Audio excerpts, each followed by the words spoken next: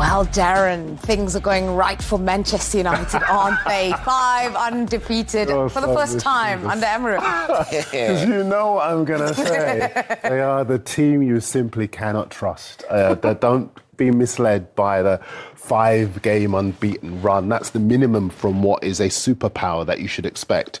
I think every game they play in, you'll get an opportunity. You would fill your boots against this Manchester United side. And you'd have room in your pockets as well. Yes, going forward, they're better. Yes, they create stuff. I think they've conceded 2 goals in each of their last 4 games.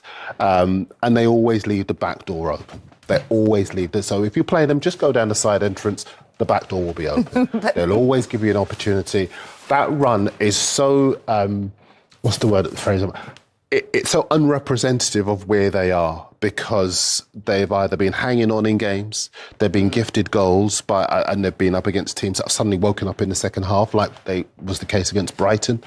Yeah.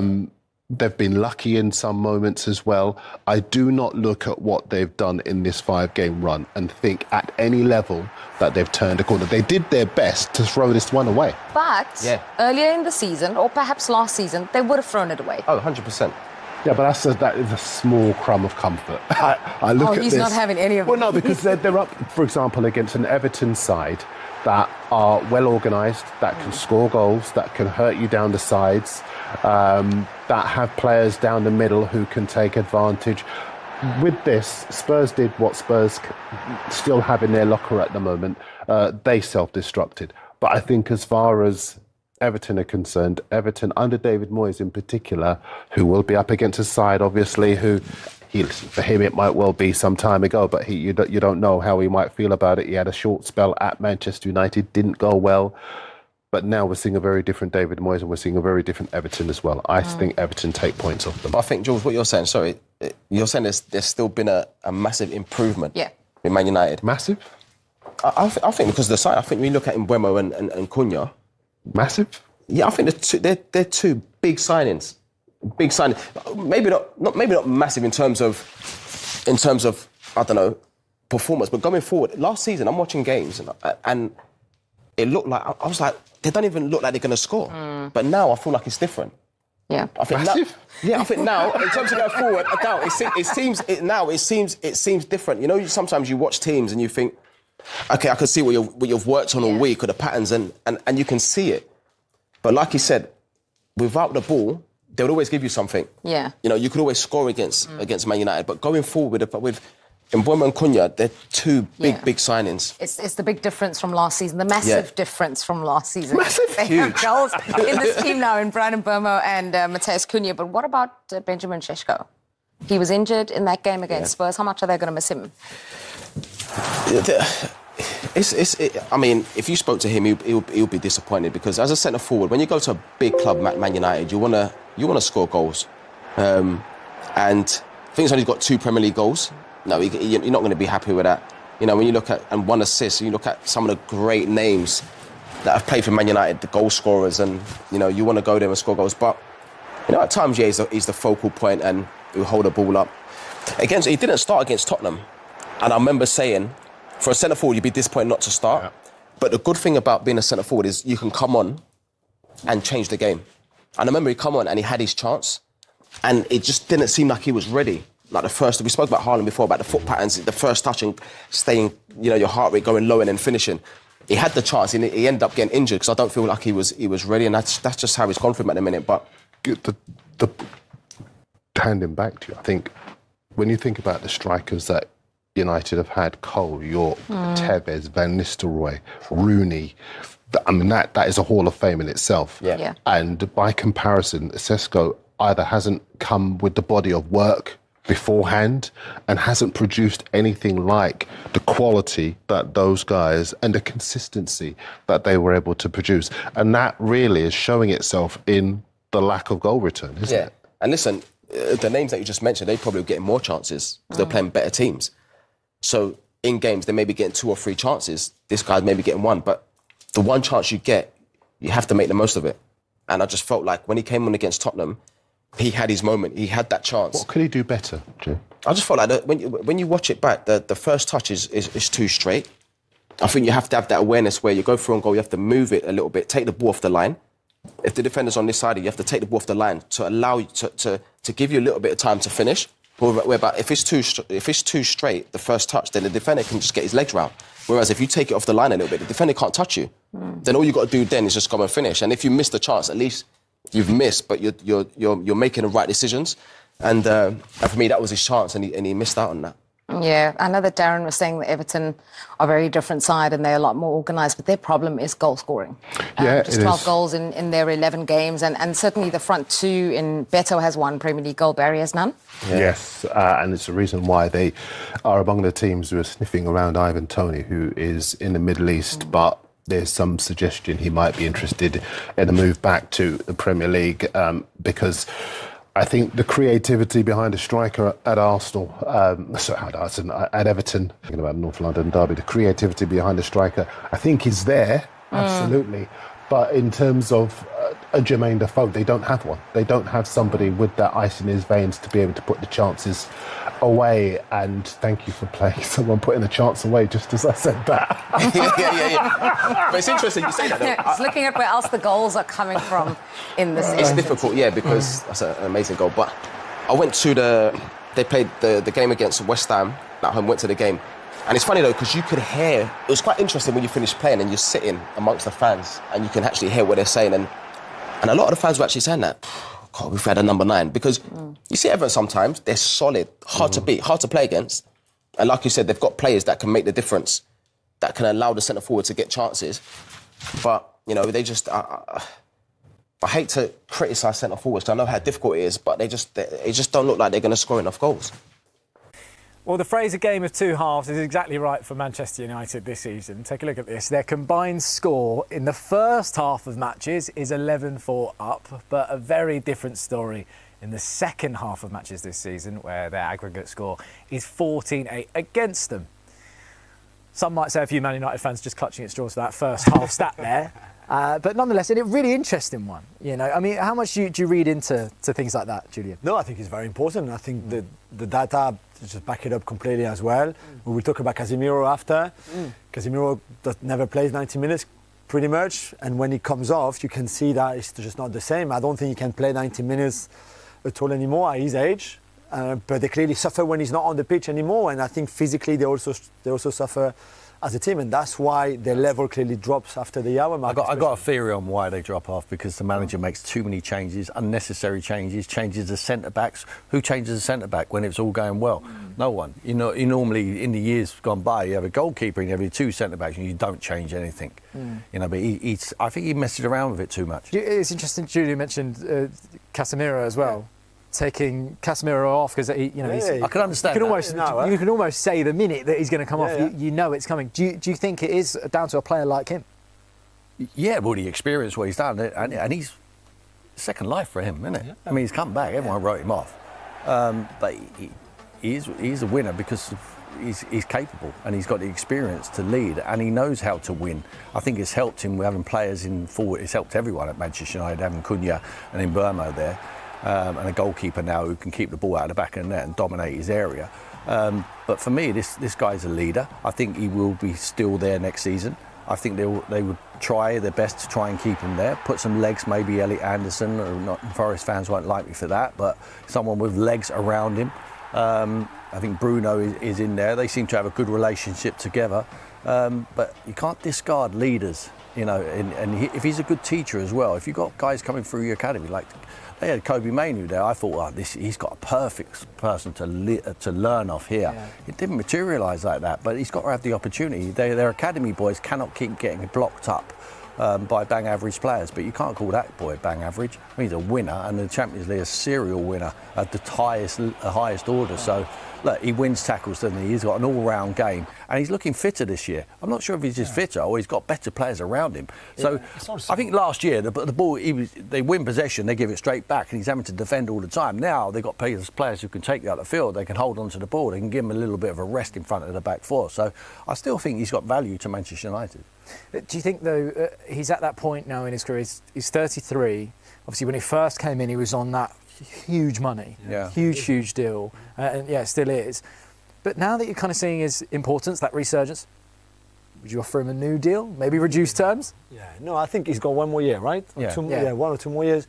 You keep him. The fact that they only play one game a week. Keep him on 300. I mean, it's a lot. And they won't keep him on a new deal. new deal. You don't extend stay. the He deal. doesn't have to move. Yeah. But the fact that they only play one game a week because they're not in Europe, obviously, after losing the Europa League final, is massive. It's for him because he could not play every 3 days, guaranteed. For Amorim, because finally he can work on the week leading to the Premier League game, which was not the case last season. He had games every 3 days.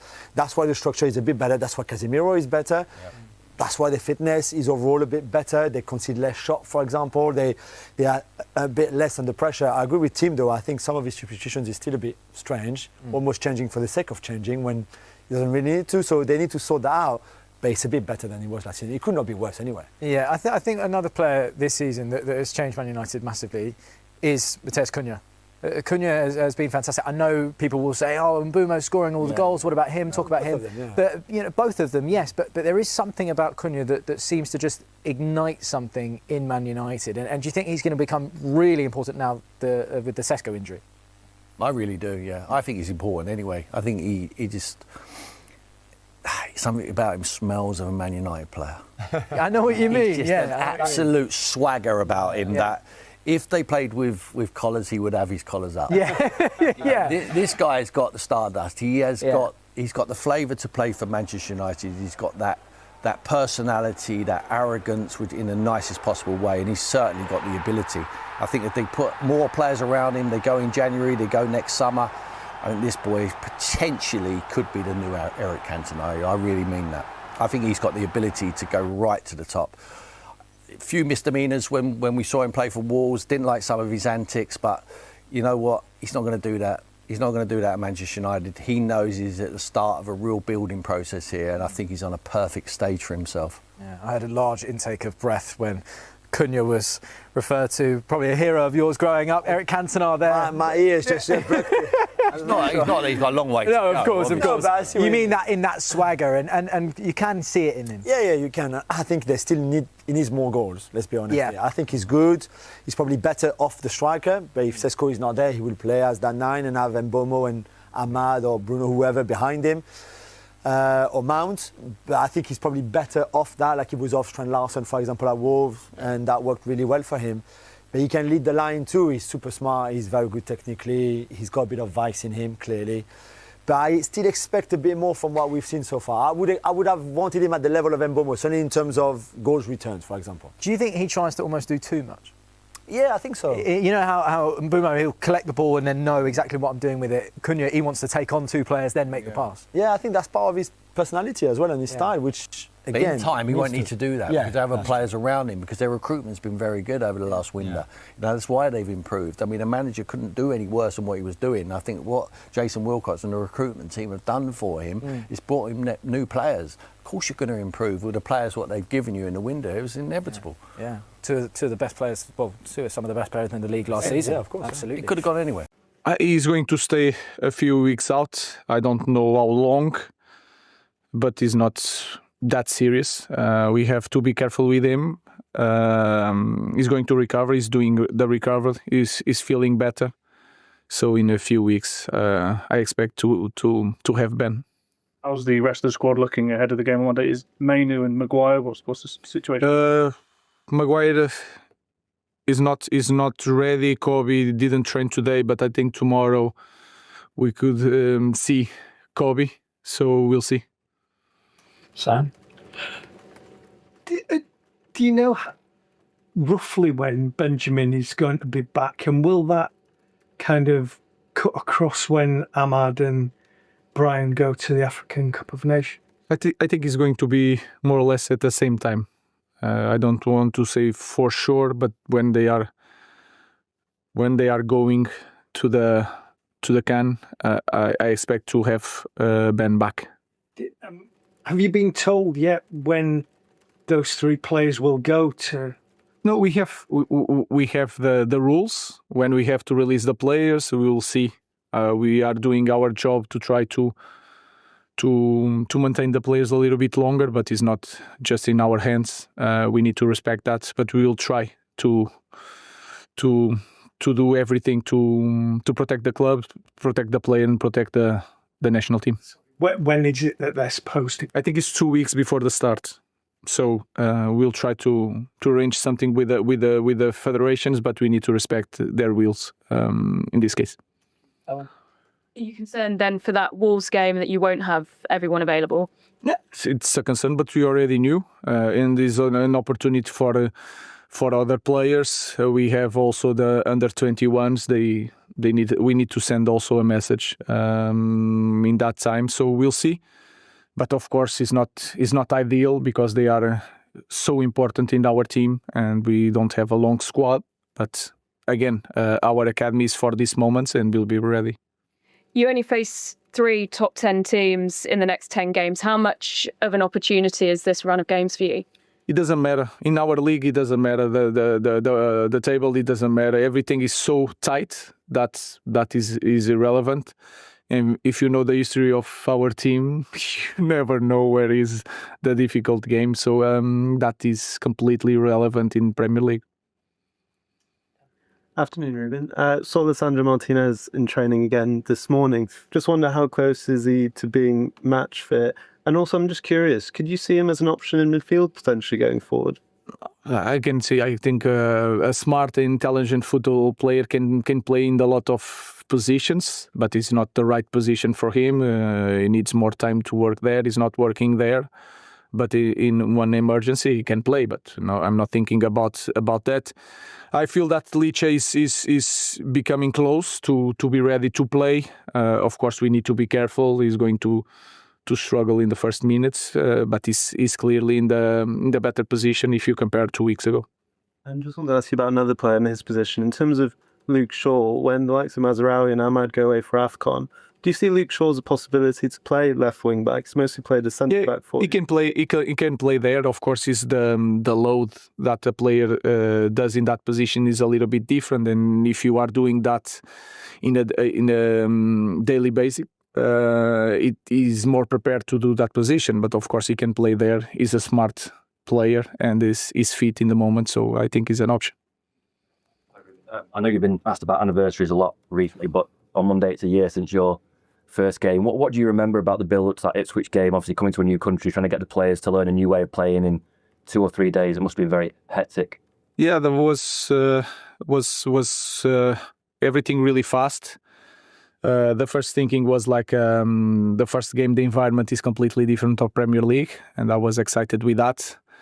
Right away, I knew that we will struggle in some things, but was that feeling of yes, he's the best league in the world, is maybe the best club in the world, but at the same time, it's a big job and is going to require a lot of work. And when you look back at what you saw on the pitch at Portman Road a year ago compared to what you would expect to see at Old Trafford on Monday, there must be massive differences in how the team are playing, the way they behave. Yeah, I think we are showing that, but the important thing is that doesn't matter what we did in the recent games. We cannot forget that we start in that point. We suffered a lot last year, so we have to take that in account and to play every game like it's the last one or the first one. But of course, if you ask me, I expect a team with more control, more dominant,